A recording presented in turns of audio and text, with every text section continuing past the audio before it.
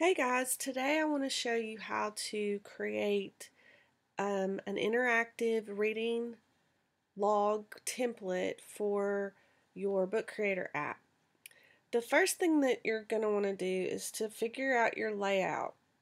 I'm going to use the River and Wild iBook that I created with Vicki, and we're going to look at that to kind of decide some of the things that we might want in there. So here's just kind of an example of it. I'm probably going to start with this close read here where the students are doing a then and now Venn diagram of tools or food. And I want to go and open up Pages because I want to go ahead and just kind of make my notes. And I like to use the layout, a blank layout instead of the word processor because I can layer it like I can in PowerPoint or Keynote. I'm not really sure why I like Pages better, but that's just the one that I usually go to. I know it's probably easier if I did it in Keynote or PowerPoint, but I like the way it looks in Pages. I'm going to choose that layout. And then I always like to go down here and I want to click Fit Page so I can see the full page. Now for my first layout, now I decided to go portrait mode even though this graphic organizer that the students are going to make is landscape. And I'm really not going to make anything for as far as a template goes for that page. I'm just going to have them add it. But I may give them directions of some sort. So I'm just going to put in here to take a screenshot of your graphic organizer, then and now, and add it to the next page. Now, when I'm making this, I want people ask me how I make things cute and things like that. I usually just download stuff from Teachers Pay Teachers. I like their fonts. There's lots of good artists in there that make cool fonts. Like this one. This is cute. But it doesn't matter. You don't have to make it cute. But that's how I do it. And then I like to get borders.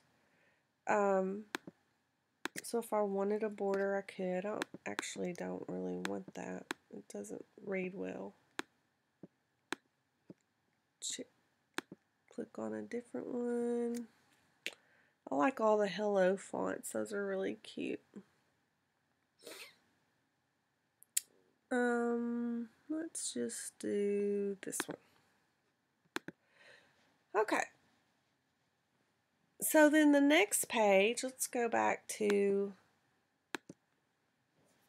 our book and look. One thing that I think I want them to do is the vocabulary quizzes. The students are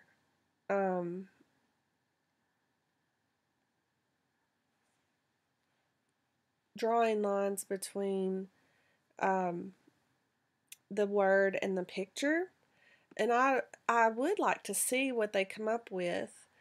So I would probably have them take a screenshot of this as well and add that too. So I'm going to add that as part of. Now what I usually do, let me go ahead and, if you want the cute border, let me show you how to do that. I usually just put all my stuff in Dropbox and I have it right here, handy dandy. I have like a Teachers Pay Teachers clip art folder. Here's my borders. I like these creative clip borders. And I'm just gonna take this one, it doesn't matter which one it is, just so you can see. take this one and I can make it bigger, like so. And I'll just add it like that. So now that I kind of have the layout that I want, then I can go in here and I can right click on this page and I can duplicate it so that now I've got the layout like I want for both pages. So now I'll say take a screenshot of your vocabulary quiz and add it here. And then what I'll probably do here is I'm going to put number 1 so they'll know, is I'll probably add a shape like this and stick it in, make it big so that the vocabulary quiz is going to go in here, and then I'll try really just put it white, make my border a little bit bigger, might add a shadow to give it some depth, and there we go. Now in the book we have another vocabulary quiz, so I may want to see that as well. And this gives them a really good visual to see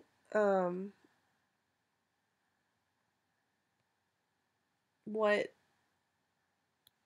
like if they want to refer to it later and what they chose. There's another one, so they could finish it. Once they finish it, then they can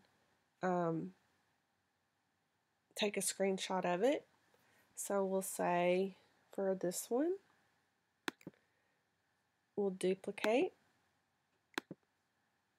and we'll add number 2 and add it here. Okay, so now let's look at the next page. We've got a close read, and they're going to take a quiz comparing the Nashua people to the settlers. So I might want to take a picture of that as well, so that wherever they draw their lines, and it's got the text here. But I also have I think if they took a screenshot from right there, you pretty much see everything. So I could then click here, duplicate, take a screenshot of your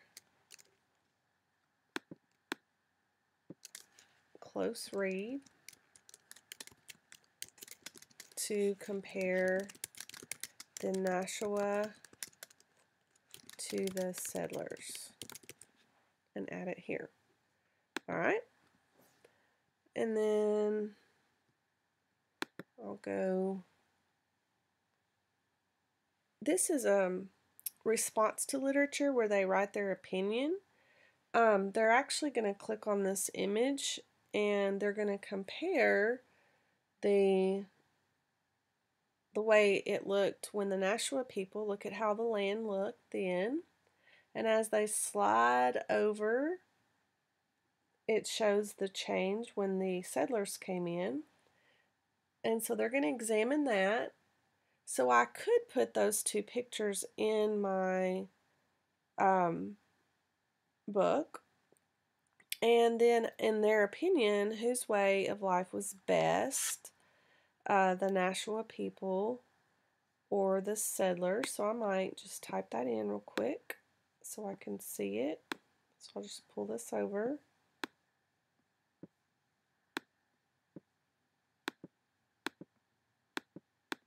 Alright. In your opinion, whose way of life was best? The Nashua people or the settlers? Why do you think the way you do?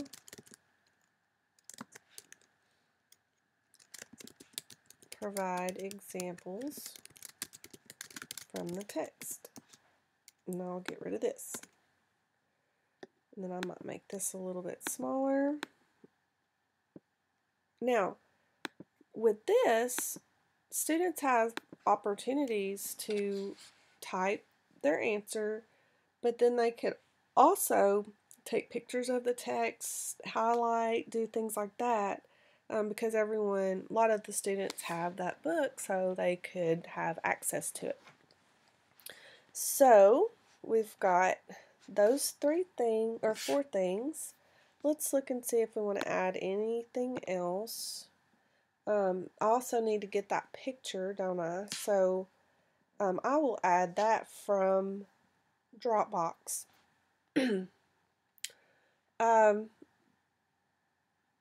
So basically that's all I'm going to do to show you how it works. This is my template. I know at some point when they get into Lewis and Clark, which I think, we've got the author's point of view here. Let me add that because I want to show you the graphic organizer. And I'll just duplicate.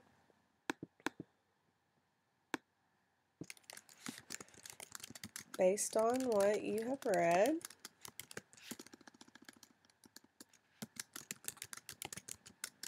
does the author's point of view favor the Indians or the settlers? Why do you think the way you do? Do you agree with the author? Why or why not? Okay. So, I've actually got a graphic organizer for this, and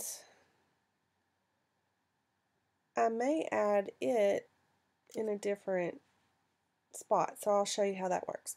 Okay, so now that I've got my template made, I want to, and this would make it easier if I were doing it in Keynote, but Keynote doesn't allow the portrait mode, so that's why I didn't do it in that. But I want to take a screenshot of this. I could technically put it over into another software program, make this into a PDF, but I don't like the way the pictures look. So I just take screenshots by hitting Command Shift 4, and I just take my screenshots like this.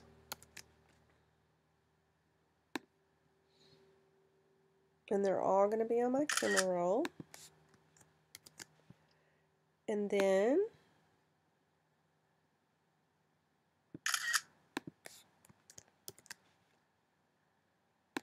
I put them in Dropbox.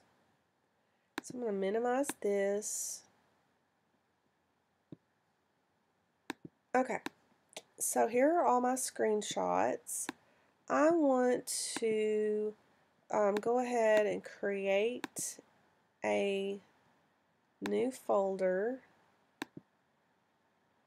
And I'm going to call this Book Creator. And I'll just arrange these by name. So here we are. Let's go up to Book Creator where it is. It's right here. I'm going to open it. I'm just going to click on my screenshots. I'm going to click on the Shift key so I can select all of them. And then I'm going to pull them in here. And I'll just arrange those by name. And so there they are. When you see the green checks, that means that they're in there. So now I'm going to go back to my iPad, and I'm going to go into my Dropbox.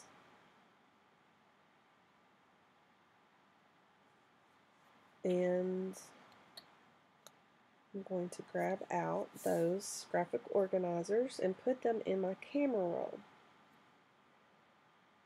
So I am now going to go here to Book Creator, this folder right here, and I'll just click on my screenshot.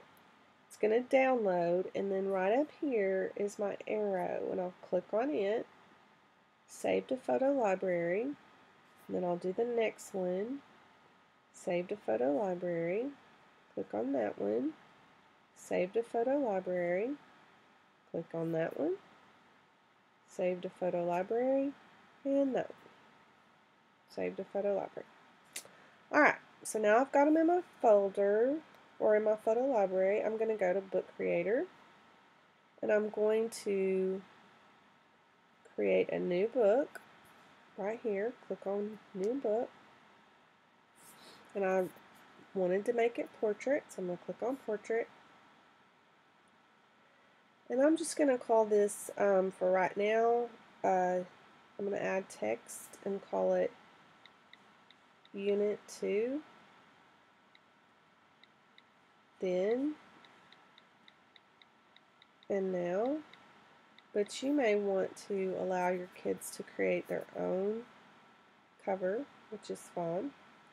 Then I'm going to click on the arrow to add a new page, and when I click on the plus sign, it's going to let me open up my photos, and then I can just click on, take a screenshot of the vocabulary quiz, and then size it up,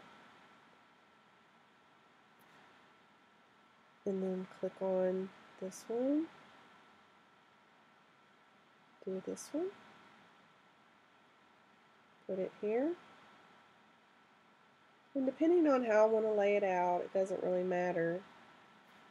If I want them all next to each other, I could do that if I wanted to.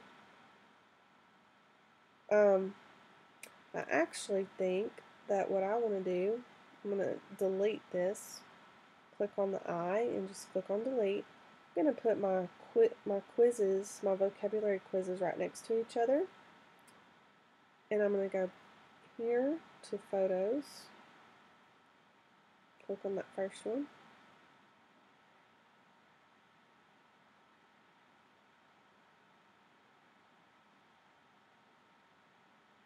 okay, and then this page here, I'm going to get rid of that. This is where I want the graphic organizer that they made for close reading, so I'm not really sure where that picture. Looks like I didn't put all of the pictures in. Let me go back to Dropbox.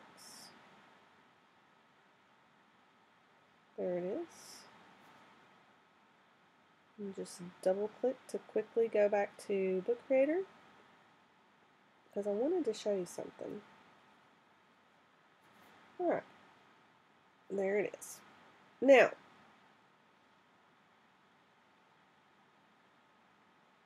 I don't have to do it this way, because actually I want a new page that's going to be blank, right? So I can go to my pages here, and I can just click on the page, see how they wiggle, and I can move this over like so to where it's in between, and then when I'm finished, I hit done, and then double click on whatever picture I want to go back to. Now, depending on the level of your kids, I can also click on the plus sign and add sound. Now, my screen's going to go away when I click on this, I think, so no worries.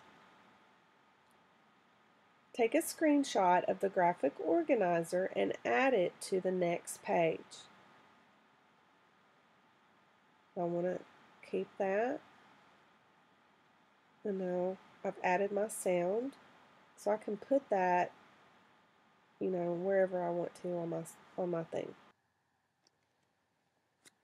Okay, so now I want to show you how to get a graphic organizer that I made. Sometimes I want something like this on there so students can see what it would look like. it's kind of a scaffold that will assist them in creating the book. So one of the questions was about point of view, and so I could either use the template that I'd created earlier, or I may want students to use this point of view graphic organizer where they can talk about, they can analyze the point of view of the author and their point of view, and then I could add another page with the um,